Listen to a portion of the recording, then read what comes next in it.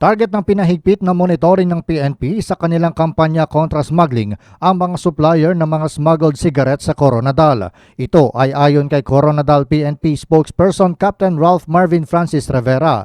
Ayon kay Rivera, prioridad kasi ng pulisya na mahuli ang mga nagpapakalat ng mga smuggled cigarettes sa lungsod.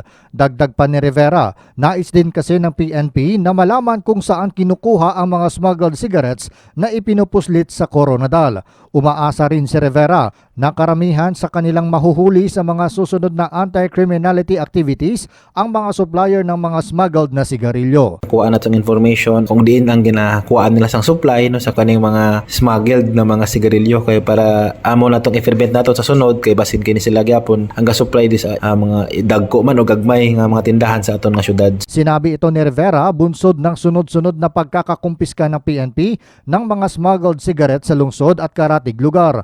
Pinakahuling hinuli ng mga pulis ang isang negosyante sa Barangay Tapland. Siya ay nakumpiskahan ng higit 100,000 pesos na Berlin at Fort cigarette na nakadisplay pa sa kanyang sari-sari store. John Sionosa, NDBC, Bida Balita.